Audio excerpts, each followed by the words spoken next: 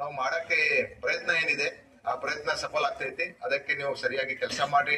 ನಿಮ್ ಕೆಲಸನಲ್ಲಿ ಮತ್ತೊಂದ್ಸಲ ಈಗ ಡಿಜಿಟಲ್, ನಾವು ಲಾಸ್ಟ್ ಟೈಮ್ ಡಿಜಿಟಲ್ ಬಗ್ಗೆ ನಿಮ್ಗೆ ಹೇಳಿದ್ದೇವೆ.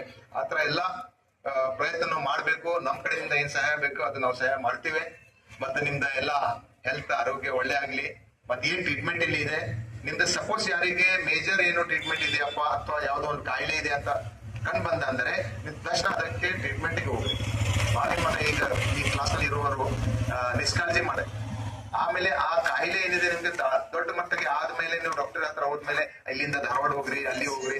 ಆಮೇಲೆ ನಿಮ್ಗೆ ಬಹಳ ಕಷ್ಟ ಇದೆ, ನಿಮ್ ಸಣ್ಣ ಮಕ್ಕಳ ಇರ್ತದೆ ಮನೆಗೆ, ಎಲ್ಲರದ ನಿಮ್ದು ಅಷ್ಟೇ ಅಲ್ಲ, ನಿಮ್ ಜೀವನ ಅಷ್ಟೇ ಅಲ್ಲ, ನಿಮ್ ಫ್ಯಾಮಿಲಿ ಜೊತೆಗೆ ನಿಮ್ಗೆ ಕನೆಕ್ಟೆಡ್ ಇದೆ. ಅದೇ ತರ ನಿಮ್ ದೇಶಕ್ಕೆ ಕನೆಕ್ಟೆಡ್ ಇದೆ.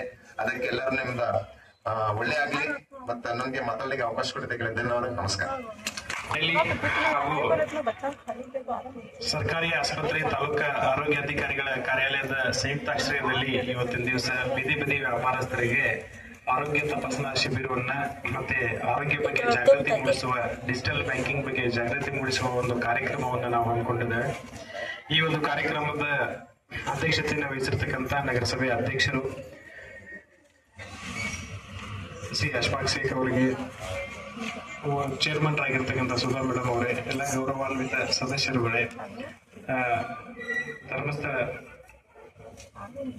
ಧರ್ಮಸ್ಥಳ ಮಂಜುನಾಥೇಶ್ವರ ಸಂಸ್ಥೆಯ ನಿರ್ದೇಶಕರೇ ಹಾಗೂ ತಾಲೂಕಾ ಆರೋಗ್ಯಾಧಿಕಾರಿಗಳೇ ಹಾಗೂ ವೈದ್ಯಾಧಿಕಾರಿಗಳೇ, ಎಲ್ಲರಿಗೂ ಕೂಡ ಹಾಗೂ ಈ ಕಾರ್ಯಕ್ರಮದ ಮುಖ್ಯ ಕೇಂದ್ರ ಬಿಂದು ಆಗಿರ್ತಕ್ಕಂಥ ಬೀದಿ ಬದಿ ವ್ಯಾಪಾರಸ್ಥರೇ, ಪತ್ರಿಕಾ ಮಾಧ್ಯಮದವರೇ, ನನ್ನ ಎಲ್ಲ ಸಹೋದ್ಯೋಗಿಗಳಿಗೂ ಕೂಡ ನಾನು ನಮಸ್ಕಾರಗಳನ್ನು ಹೇಳುತ್ತಾ, ಇವತ್ತಿನ ದಿವಸ ನೀವು ಹೆಲ್ತ್ ಕ್ಯಾಂಪ್ ಆರೋಗ್ಯ ತಪಾಸಣಾ ಶಿಬಿರವನ್ನ ನಾವು ಹಮ್ಮಿಕೊಂಡಿದ್ದೇವೆ.